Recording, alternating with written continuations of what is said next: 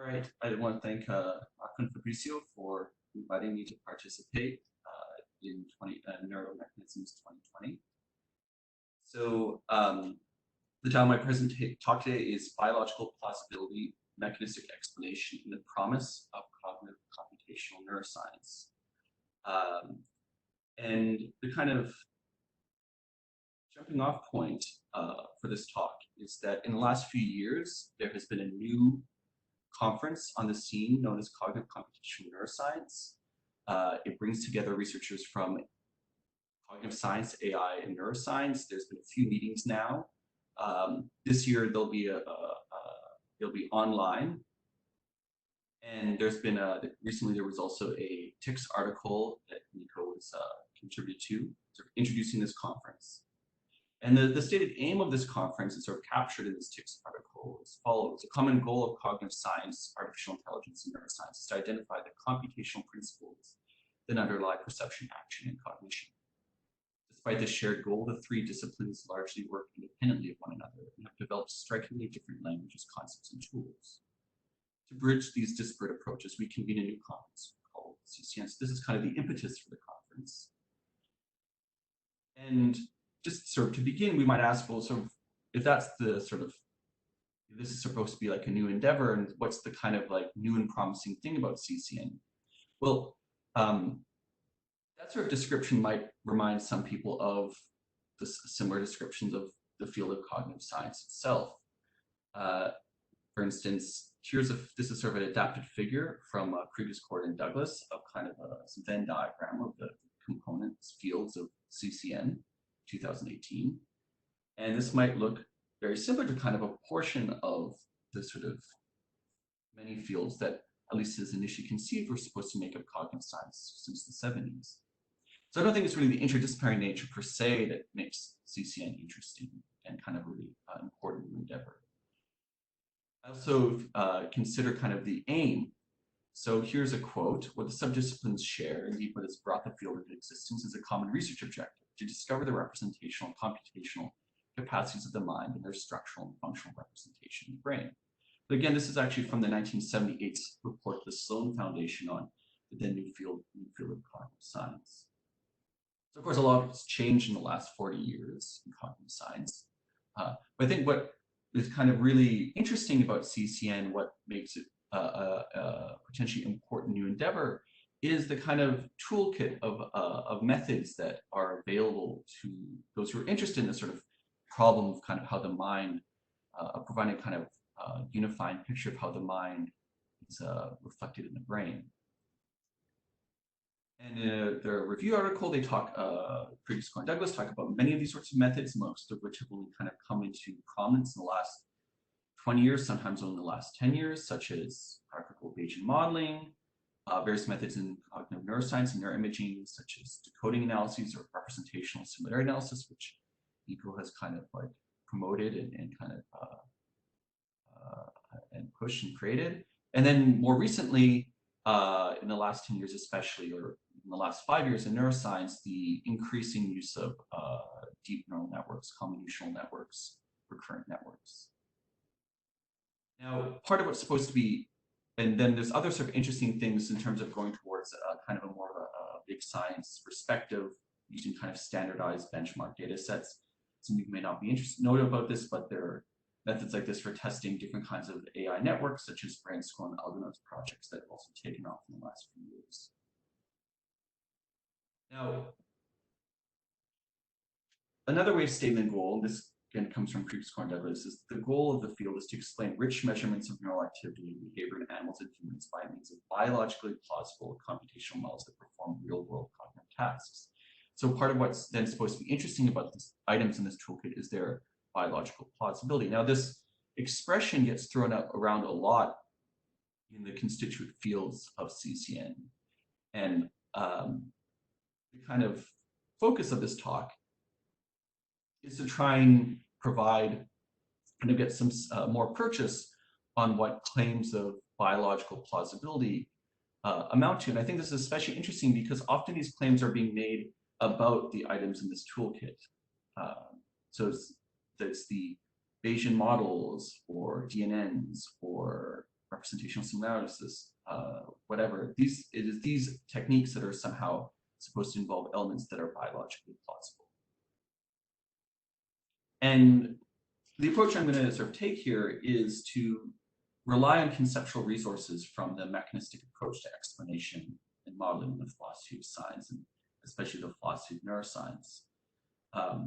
As it'll sort of become clear as we go along, this my talk in the paper that was attached to this talk, it's pretty programmatic. So I'm going to kind of be appealing to a lot of ideas from the mechanistic approach, which I realize that there's sort of various sorts of controversies and criticisms and sort of important nuances, and some of these things I'll be definitely kind of passing over, at least with respect to the talk.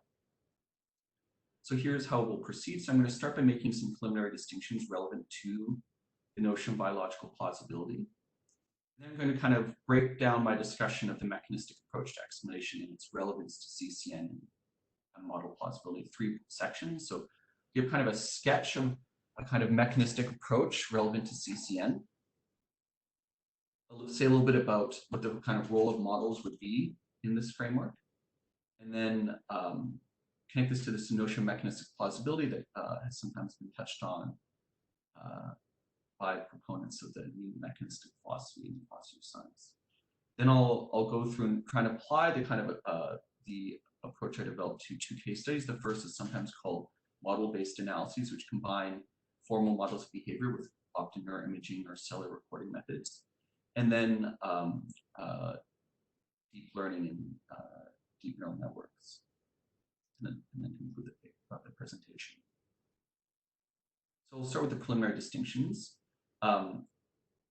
It's kind of like get the, sort of motivate these distinctions. It's helpful to kind of start with talking about the application of linear classifiers for decoding in cognitive neuroscience. So for those, especially philosophers might not be familiar, it's essentially you're recording, say, an fMRI experiment, a few runs, from a bunch of different voxels.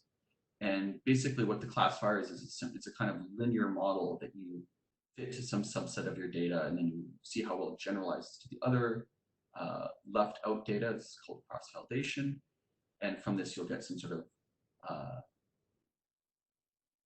reflection of how well it generalizes, typically the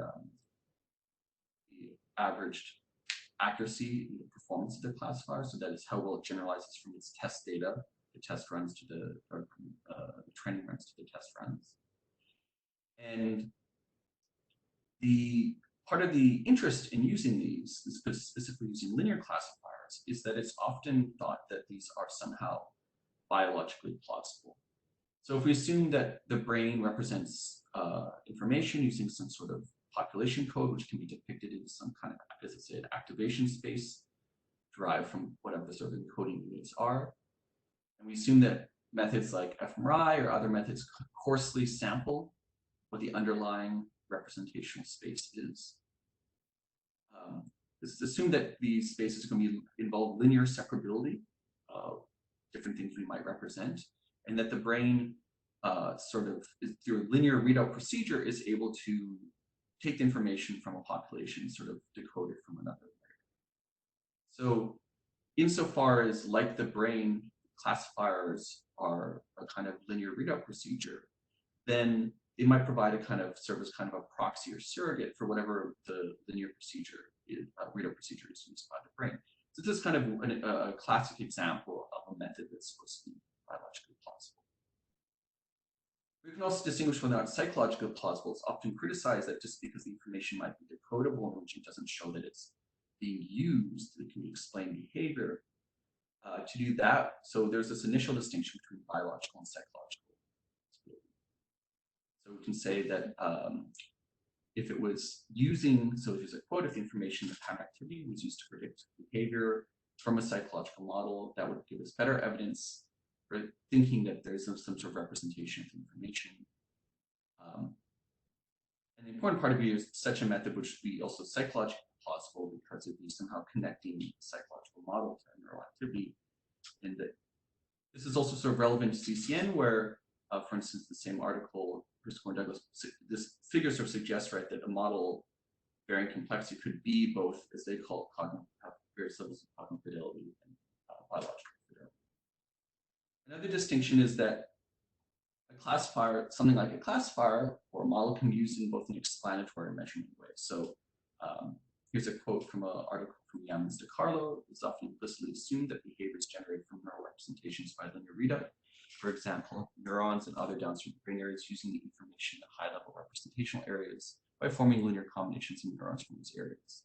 So in other words, they're not mere information measurement devices, they claim, but a real hypothesis about how downstream areas might use the information that is represented and made explicit. Now, I mean, I think that in many applications, contrary to what they're saying, classifiers really are just used as a way, as an information measure. But the important distinction implied by this passage is that you could be used as an actual explanatory hypothesis or merely as a measurement device. So this is another distinction that we need to, it's worth getting clear on. I made these distinctions, but this isn't yet really an account of what this notion of model plausibility amounts to. And to kind of motivate the next 3 sections, to do that, we would need to sort of outline this framework, because these are really issues about explanation. Also, get clear on what these sort of roles, explanatory measurement rules, might be, and then account of how they would sort of evaluate the plausibility of items in the CCN toolkit based on the first 2 parts. So we sketched a bit of the framework. In some of the article, the Chicks Review article, as well as previous Court and Douglas, they suggest that a useful way of thinking about the relationship between the different fields of CCN is in terms of Marr's familiar hierarchy between the sort of level 1 computational theory about what is what function or system it's trying to compute and why it's trying to do it, with environmental constraints to sort of help determine what function computes, whatever representations and algorithms are used to realize this, and then how this is all implemented. And so roughly they claim that sort of cognitive science and then AI and then neuroscience are kind of the map on the 3 levels. So I'm going to take that as kind of like a jumping off point with a bit of sort of a slight amendment, which is that I think it's also important to recognize that for Marr, he was pretty explicit that there's across these levels, there's kind of a duality between what he called representation, the idea of some sort of system for generating descriptions that make explicit information about some domain, and then a kind of process that carries out the transformation from one representation to another, depending on what those representations represent. And this is sort of can be used, these 2 sort of representation process are useful for thinking about it's kind of the duality between representation and computation. They're reflected in his levels of the hierarchy. So this is a figure that I adapted in a previous publication. It's actually a figure almost exactly from the final chapter of Marr's vision. And we can see in this figure pretty clearly the kind of presence of this duality. Often the sort of top level of computational theory and the information that's made explicit by the representations, or the representational code and algorithm might be like and how they're implemented. So in the back of my mind, when I'm talking about information processing, we're going to have kind of this picture in mind of this duality of representation process. Now, more often emphasize the computational level and the algorithmic and representational level. He never said that much about implementation. And that's important because if you think about it, when it comes to examples like his classic cash register device, we can know a lot about the computational theory, but actually not know that much about, as far as an explanation about how something actually works. This, for instance, is pictures from a patent of one of the first cash registers in the United States by J.J. RITCHIE. We could know a lot about what the input and output codes in terms of the algorithmic numeral system are supposed to be like, but we would have very little from that. That would tell us very, very little about what actually, how the system works. And that's because, in a sense, there's 2 issues here. One of it is that Marr is really providing levels of analysis, but to explain something like a cash register of the brain, what we don't care about is kind of constitutive explanation and levels of organization. And then by itself, his framework doesn't immediately tell us sort of what we're supposed to consider to be the kind of biological and psychological aspects of sort of levels of organization. So I think we can get that from the mechanistic approach to explanation. So this sort of motivates sort of connecting the mechanistic approach to Mars levels, which is something which other people suggested can be done as well, like Bechtel and Sugar and Z. So just briefly, for philosophers of science, to be very familiar, I follow the kind of standard definition of a mechanism is in terms of four components, that you have some collection of entities that make up the parts of the mechanism, their activities that these entities perform, how they're organized, and then the phenomenon that produces or underlies the mechanism that the phenomenon that the mechanism produces or underlies.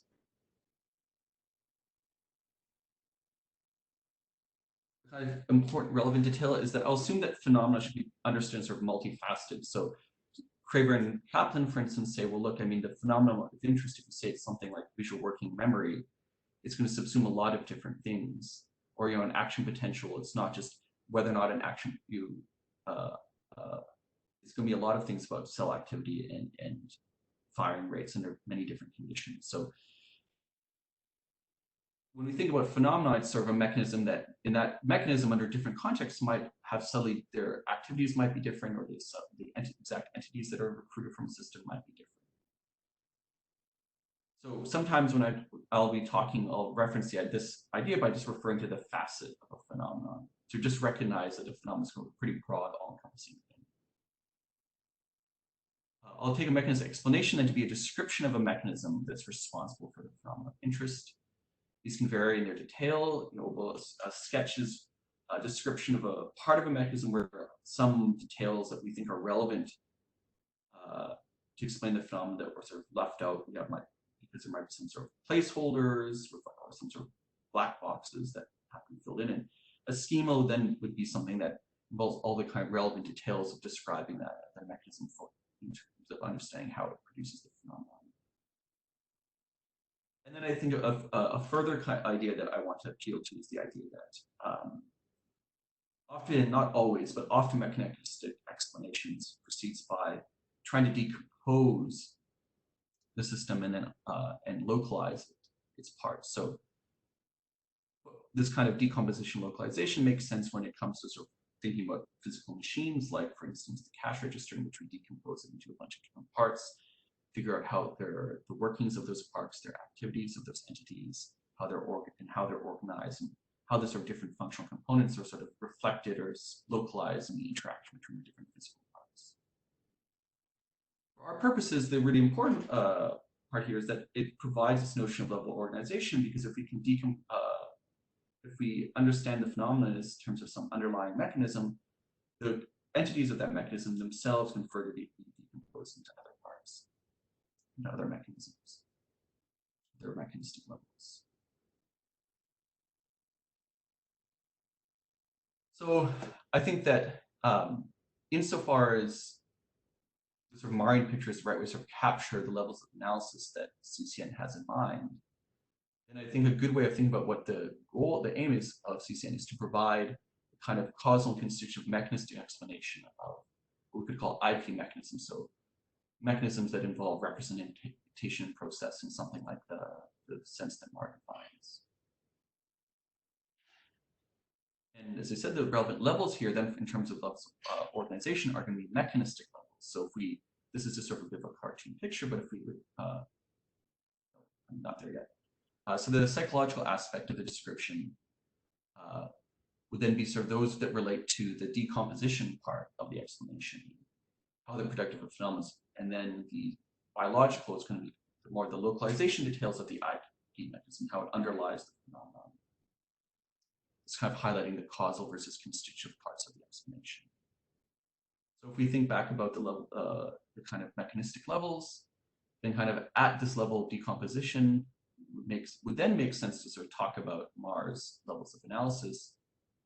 And I think like a rough way to think about how this psychological and the biological aspects are going to map onto this is that the psychological are going to apply more towards the level 1 and level 2 of the analyses, and the biological is going to partially overlap with that level 2, and that's just reflecting, as I said, more about kind of the productive side versus the constitutive side, or the decompositional versus the localization side of mechanistic explanation. So as I said, I mean, that's very much just a sketch, and it's touching on a lot of issues within the sort of literature and mechanistic explanation, and I'm certainly kind of skirting over those things. People are welcome to ask me kind of more detailed questions about that afterwards. So the second part then is, given this sort of sketch of a framework, well, how do models fit into it? So I'm going to follow a kind of pretty standard account in the mechanistic literature, which is that a model is going to, the idea of being a model kind of contributes to the mechanistic explanation when it meets what Craver and Kaplan in various publications called a model to mechanism mapping requirement.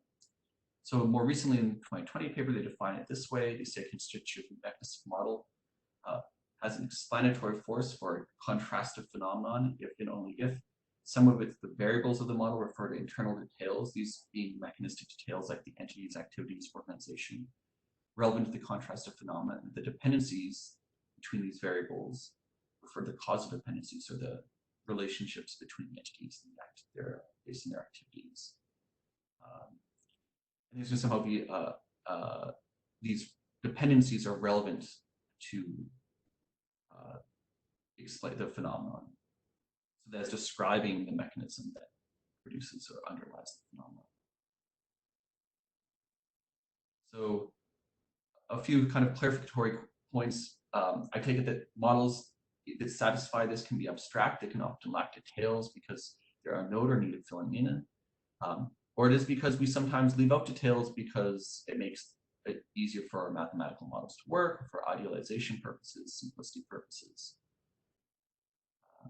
I'll assume that models are only ever going to apply to kind of a part of an IP mechanism. So the idea being that mechanisms can often be quite complex, and so a model might only capture the relationship between a subset of all the entities and some of their activities. So to sort of highlight that, this might sometimes involve sort of cutting off chunks of mechanism in a way that might be somewhat arbitrary because of, for instance, an explanatory perspective, but it makes sense because of, say, the abstraction considerations. I'll say a model will, there's also, I think, a relevant sense of completeness here, which is sort of very operational, which is just that the model will be complete just to the extent that it can kind of, it sort of gives you a procedure for producing the phenomenon. I think this is kind of, I mentioned this because I think this is actually relevant to the way that Kriegers and Douglas characterized the aims of CCN in terms of trying to make a model that can actually produce the behavior. And then following on Kaplan, oh, I got the names wrong, it should be Craver and Kaplan. This also kind of gives us a bit more of a useful way of understanding this distinction I mentioned before between scheme and sketch, because a sketch is going to be a situation where the model excludes details of the mechanism that we think are relevant to the explanation, but are unknown, as opposed to a schema that could also exclude details, but they're known, but they're, say, inconvenient for, say, simplicity or tractability reasons. So in both cases, a model might only describe a fragment and it might be incomplete, but this will be kind of for different reasons. What about measurement of models? Remember, I sort of emphasized before this distinction. Well, I think that it's important to recognize that models can serve kind of one of two roles. So following on the distinction from Bogan and Woodward, we can distinguish between phenomena, which are theories or explanations are directed towards, versus the evidence for phenomena that might come from analyzing data. So their classic intuitive example is we don't try and explain every data point of a measurement of lead. What we're trying to explain is something like the phenomenon, pardon me, is not every exact individual measurement of the melting point of lead, but something like the moment of the distribution, central tendency, like the mean. And I think it's worth highlighting. I think this is sort of gets into a whole sort of can of worms of itself, but that the models of data that we use to provide evidence of phenomena can themselves also be mechanistic. And that's So to give kind of an example, considers like basically the standard models that we now use for modeling reaction time. So reaction times are interesting. The distributional properties are well known. They tend to have a positive skew, and that means sort of like a long tail towards longer latencies. And virtually our kind of best way of modeling reaction times to sort of capture this property of the distribution, the model with reaction times and choice jointly, are evidence accumulation models. So something like this, like a random walk model, it assumes that there's some underlying process in which evidence is sampled over time and it sort of accumulates towards some sort of threshold. And when the evidence in favor of it reaches a sort of that threshold in favor of one of the alternatives, then we make a choice, and there's sort of stochastic elements to this. But for PRISM purposes, it's important to recognize that this is really kind of a sketch, it's a model that provides a sketch of a causal process, one in which people make decisions based on evidence, and that decision procedure breaks down into some sort of variable that the decision variable that has some sort of drift rate. And there's some sort of choice procedure or operation that comes as a result of this. So this is typically used as just a way to measure to model reaction times, where the actual phenomenon of interest might be something like how do reaction times vary between different conditions, so forth. So even though it's a mechanistic model, it's actually being used to provide evidence of the phenomenon, which might be some sort of condition-dependent variation in choice and reaction times. These can also involve the same kind of, abstractions and stuff that I talked about before. For instance, generally it's assumed that the accumulation process is a random one, but some models simplify, for instance, Radcliffe's drift diffusion model. But in linear ballistic accumulator model of Brown-Heathcote, they actually assume that there's two separate accumulators, and they treat these as being ballistic. So there's no random variation at time steps. And the reason why they do this is purely one of mathematical sort of simplicity. So even though they know that the process is probably involves a sort of random one, to allow the model to generalize to many different other kinds of behavioral tasks, they do this because, for instance, the Radcliffe model, it only works in children or forced choice tasks, whereas the LBA model you can use it in a situation in which, say, 4 alternate choice tasks. So in order to make it more applicable in more sort of measurement contexts, they acknowledge, they sort of self-consciously choose to make a simplification which they know is false of the system they're trying to characterize. But so that's just an illustration of how models that we use of data to provide evidence of phenomena can also be mechanistic. But I think another really important thing here is that the very same model that is mechanistic can be used in an either explanatory measurement role depending on the context. And I think part of the relevant context here, at least the part I'll highlight, is whether or not when the model is being used, is it being evaluated? By that I mean, is it being tested against some other model to see which better captures the phenomenon? Or is it being used in a way that's sort of taken for granted? So in the reaction time model, like evidence accumulation models, to the extent that that captures what the underlying mechanism is, in many applications, that's just being taken sort of as for granted, and people are not intending to sort of evaluate how well the model captures the underlying mechanism. And that would be different from a context in which you might compare it to another kind of model that, say, presumes some other sort of process for explaining reaction times. As I said, what's interesting here is the possibility that the very same model can serve both kind of roles. So to give you an example, like a classic debate in cognitive psychology is between exemplar and prototype models of category learning. So a prototype model assumes that when we're exposed to a bunch of items, that the way that we represent new items will be by comparing it in some sort of stimulus or representational space or psychological space to a central tendency of previously encountered items from different categories. So we basically do some sort of procedure that involves comparing the similarity of the new item to the average of previous experienced categories. Contrast, the exemplar model assumes that we preserve a representation of all individually experienced items, and so we make the comparison similarity evaluation relative to all of them. Now, a feature of these models is also that they tend to involve attentional weighting parameters. So sort of the geometry of the space kind of gets stretched depending on which dimensions are relevant to performing the task. And so one can also use these sort of models if just to sort of evaluate the attentional weighting in a task, where that might be the variable that we care about. So this application is sometimes of these sorts of models from cognitive psychology, sometimes called cognitive psychometrics. What's important here is that if you were to use, say, the exemplar model like Nosovsky's generalized context model in such a way, right, this doesn't mean that doesn't have to endorse that the better approach is the exemplar model versus the prototype model. One might just think that it's good enough for the purpose of getting a dependent variable for attentional weight.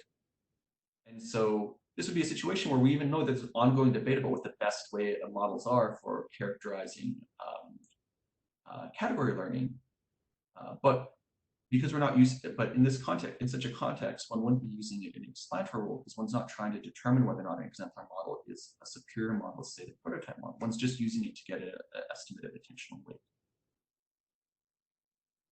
So those gave a bit of a picture, a bit of an idea about how a mechanistic model might actually be able to play both a measurement, explanatory and measurement role. So this brings us to the idea of mechanistic plausibility, the third sort of section on mechanistic explanation. Now, in the literature of mechanistic explanation, it's often typical to say that mechanistic plausibility of a model has this number of different subtypes. So we can talk about a model as being a how possible model. So this might sort of be very loosely constrained by what we know about the target system. It might kind of have more heuristic value, or it might make the phenomenon intelligible. So it might be inaccurate, but it gives us an idea about sort of how to go about developing better models.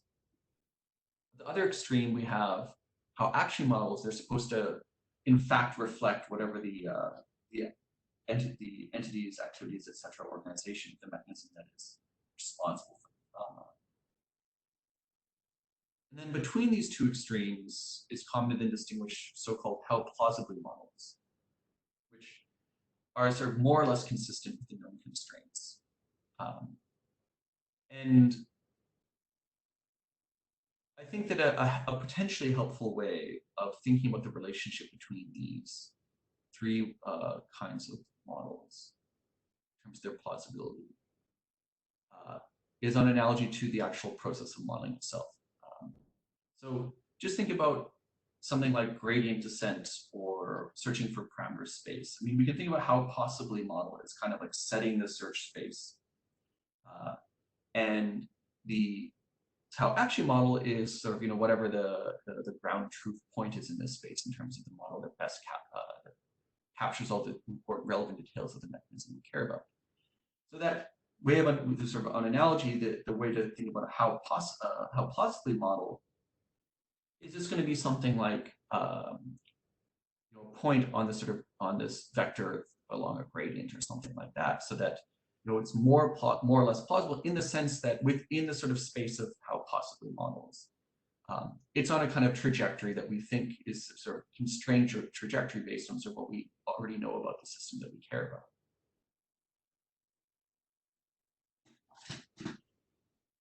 So then, taking a bunch of the stuff that I've said together, we can kind of get start to get now a bit more precise characterization of the notion of first biological plausibility. We can say that it's a how plausibly model in the sense that I just described. It provides a sketch in the sense that it's missing relevant but unknown details. It's a fragment in the sense that it's only capturing some portion of the mechanism, multi-level mechanism. And the biological aspect that relates to more Mars level 2 or level 3 of some sort of IP mechanism that underlies, again, some facet in the sense that the phenomenon is going to be complex. It's going to be very complex, and so a model might only be really focusing on part of it. You can characterize a psychological plausibility in a similar way. Again, it's a how plausibly model. It's again a sketch of a fragment. In this case, with some psychological aspect in the way characterized before, focusing more on Mars level 1 and level 2. And then Whereas before we're highlighting kind of more with the biological plausibility models, more focused on the constitutive aspect of the explanation, so how the mechanism underlies the phenomenon. The psychological plausible model focuses more on the productive characterization of the phenomenon, so causal aspect of the explanation. I mean, I think a more intuitive way of putting this is to say that in a sense a biologically plausible model is then implementable. It approximates to some degree where and how the brain might do things, and so contributes to the constitutive nature of the mechanistic explanation. And the psychological plausible model is essentially performable. It approximates to some degree what, why, and how the brain might do things, and so contributes to the causal nature of the mechanistic explanation.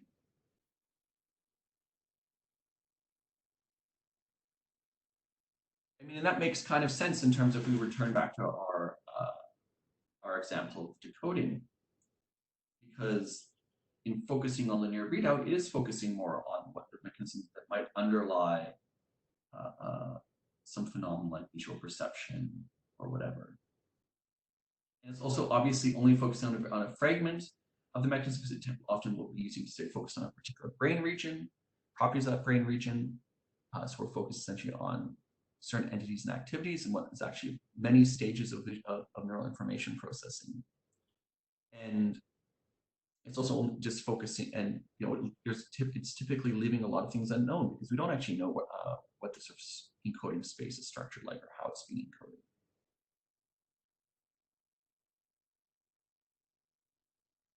It's also interesting because there's, in this case, we can also talk about whether or not the linear classifiers, they in fact have some psychological plausibility that we can also capture in a similar way. So in previous work, the collaborators have tried to push this idea that based on the fact that a linear classifier under certain characterizations is essentially formally equivalent to an observer under signal detection theory.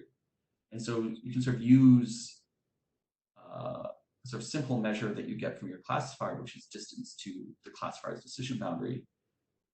Correlate that with reaction time. You can also relate it with the evidence accumulation models.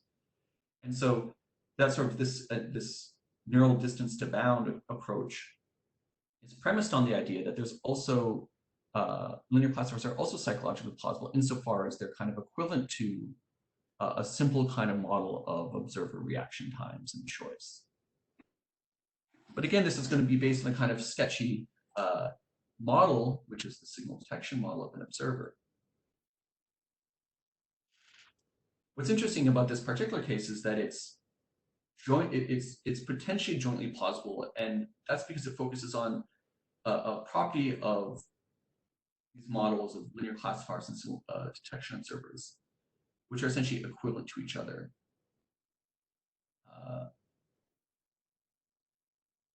And it's essentially focusing on level 2. And so it's because of that sort of focus on models that have shown to be kind of have certain equivalence that the approach has, or at least potentially exhibits some amount of joint plausibility.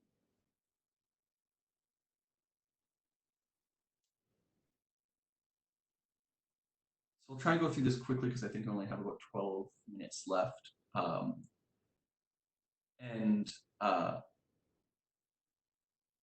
This account, I think, can be usefully applied to different case studies that make use of the CCN toolkit. And the first one of these is model-based analyses. I mean, the idea is there's many different types, but the basic idea is that you're combining formal models of behavior from mathematical psychology that sort of presume some underlying cognitive process, and then you're relating those to brain data. And insofar as the behavioral models, the models of behavior that they use are well validated, I think it's fair to say that there's not an issue of having them exhibiting some sort of psychological plausibility in the way that I've defined. But it's more interesting is the question of whether or not these approaches are biologically plausible. And I think that's the reason I think that often they aren't. Here's an example of one in which they use the same sort of evidence accumulation models I talked about before. Here they distributed their data in terms of fast, medium, and slow reaction times. The important point here is that they looked at this kind of component that they got from the central electrode with EG and said, look, this looks like it's an evidence accumulation signal. But of course, this sort of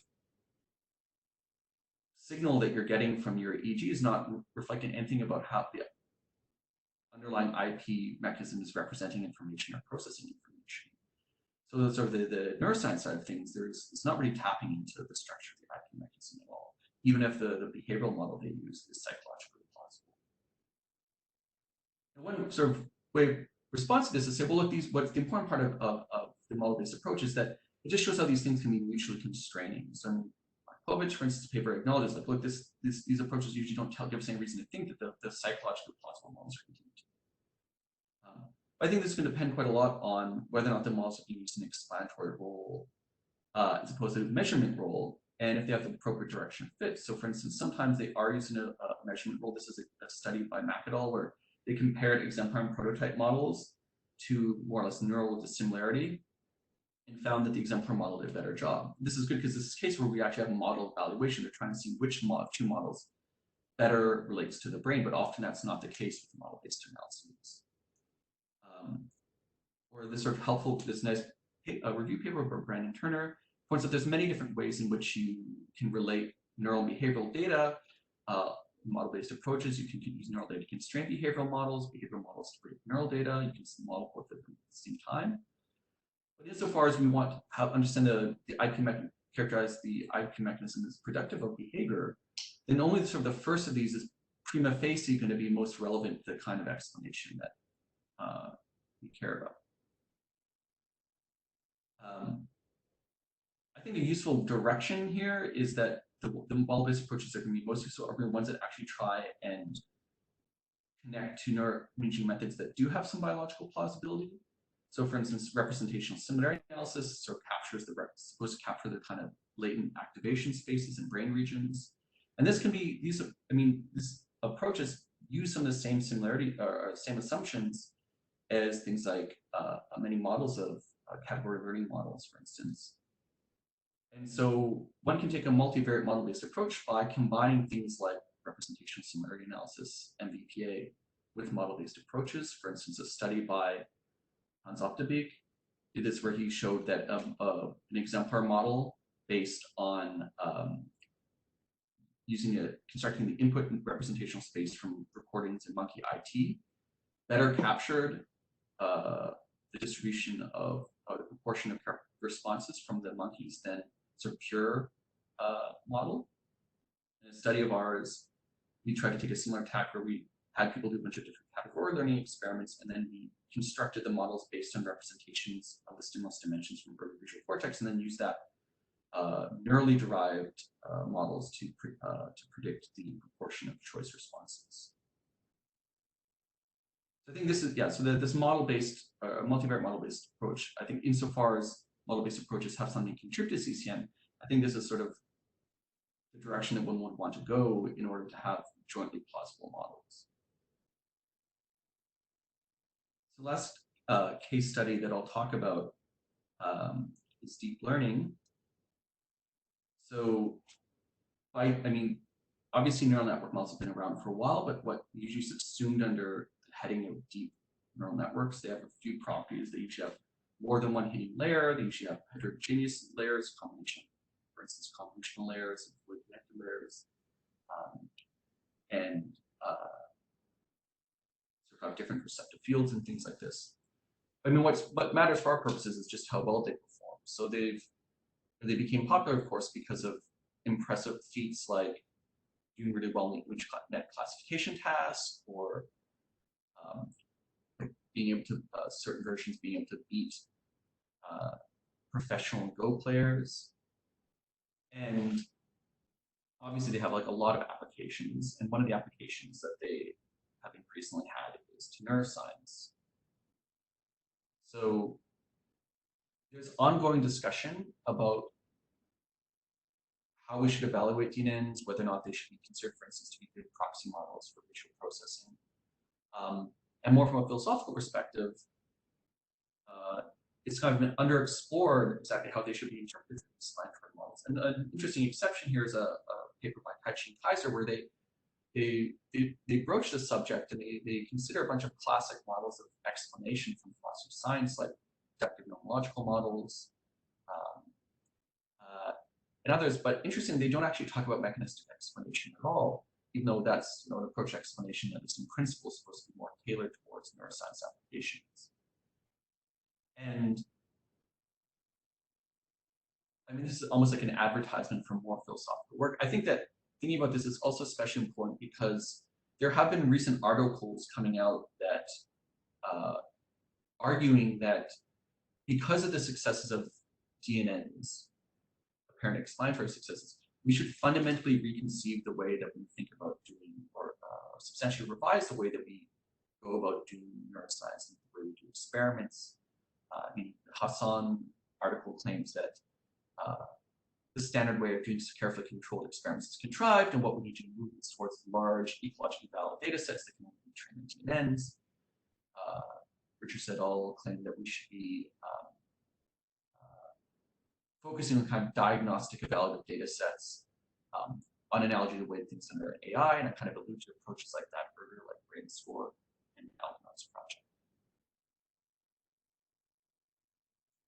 However, I think that there's a way in which evaluating these models using the notions of biological model plausibility that I've talked about are maybe a little bit unfair, at least when these DNNs are used off the shelf. So they're, say, trained on off the shelf would be like taking a model, well-known model, and then simply training on ImageNet, and then just seeing what happens from there. I mean, that's different, I think, in some ways that are worth highlighting, because they suggest that the talk of plausibility that we've had is maybe not so well suited to this, the sense in which DNNs are models. So the first is that at least when used off the shelf, I mean, they're trained on ImageNet, and that means that you're having to train on a large number of images so that you can get all the massive millions of parameters set. And then taking this sort of trained network and just comparing it to, say, a brain or a data set. But that's, of course, different from what's done with the formal models of behavior I talked about before, where you might, the parameters of your model are being set precisely because you're trying to fit the model to the data that's revealing of the phenomenon you're trying to explain. So that, that's why I emphasize this is kind of comparing a model, a DNN model, to the data set as opposed to modeling the data sets. And then in terms of if we're from the mechanistic perspective, these standard DNNs have sometimes hundreds of layers, and there's engineering reasons for why there are these layers, why they have the structure that they have. But in terms of and while there might be sort of neurally inspired things in terms of the tuning functions, and there's a rough analogy between nodes and brains, I mean, the goal is obviously not, these networks were not designed explicitly with the intent of trying to capture the mechanistic details of some IP mechanism in the brain. A very simple example of layers. So it might be better that we think of them as something like artificial model organisms, or analogy to comparative psychology and neuroscience. So in that respect, I mean, it might not even make sense to put them on a sort of map of plausibility in the same way that we put other sorts of models. At least this is something I can start considering. That being said, we can still ask what are plausible. I mean, there's one respect in which they're supposed to be plausible is that they're to have some similar representation geometry when you sort of correlate layers of the network with different brain regions, or similarity. And a way in which they're supposed to be implausible is that they involve a kind of backpropagation learning rule, because backpropagation is sort of more of a global error signal, but we know that neuronal tuning is sort of more reflecting local connections, not sort of global connections. I mean, it's arguable that this might not be that big of a deal insofar as we mentioned before, I mean, models are often abstract and involve idealization, but this sort of like an example which is often used to illustrate the lack of biological plausibility, which can be characterized as not being the same sort of activities used in the brain. As I mentioned before, the sort of difference in layers, I mean, the one direction that research has been going right now is moved towards more recurrent networks to make sense, given those recurrent signals in the brain.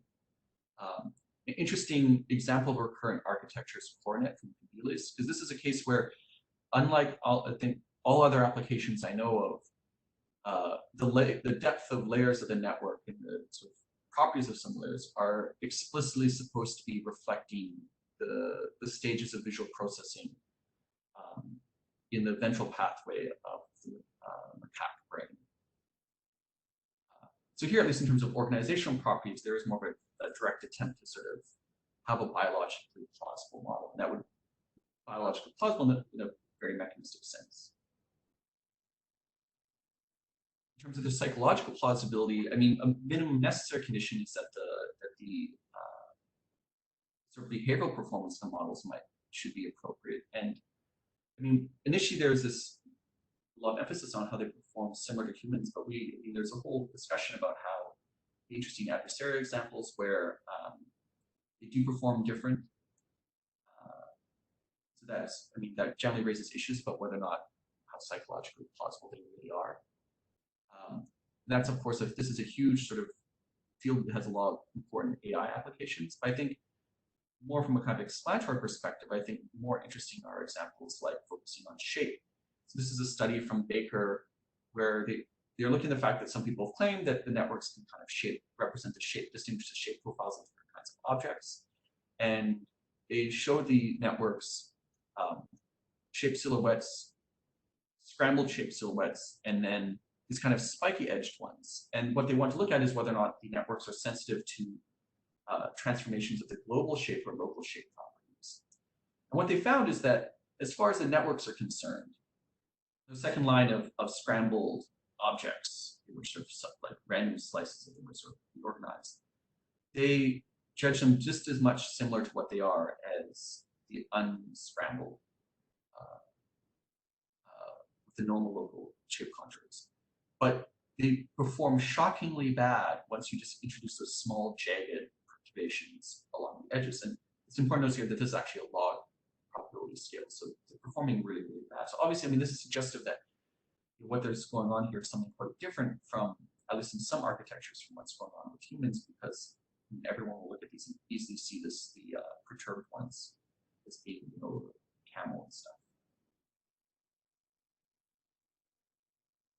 Just before I end, I mean, one last consideration to bring this back to the distinction between explanatory and measurement role is that, I mean, these issues are important because these networks are also increasingly used in something more like a measurement role. Just give you one recent example. There's a recent study looking at visual object recognition in the brain. And I mean, I'm obviously skipping a lot of the details, but the important point here is that they use the performance of a particular pre-trained classifier, VGG16, as a proxy for image categorizability. But I mean, in light of what I was just talking about, it's not clear that we're at a stage where these models can be used as surrogates for something, a high-level visual process like image categorizability, or even that they provide a useful one to compare to perceptual categorizability without having some sort of independent measure of what image categorization is like. So I think that this sort of application of them as a kind of measurement model is somewhat premature. So I'll wrap up. I realize I've gone a few minutes over time. So CCN, I hope, is here to stay. And I mean, lots of people talk about biological plausibility. I think there's a pretty natural way in which we can make this essentially clear using the mechanistic approach to explanation. I didn't get into all the details about how I was applying this approach to the sort of case studies, but I do think that it can then be used in a useful way to characterize explanatory properties of different items in the CCN toolkit. And just something for sort of, I think it's under discussed topic even in the mechanistic literature is how mechanistic approach can use this strategy for discovery. I think this is also something that is worth thinking more about, especially with respect to the kind of approach being taken in CCN in terms of it being sort of massively collaborative research. And with that, I'll thank everyone for listening. And just a bit of a plug. As I said, CCN is online this year. There's going to be sort of general adversary collaborative sort of approach to it. And if you want to learn more about that, then you can sort of go to this link. Thanks.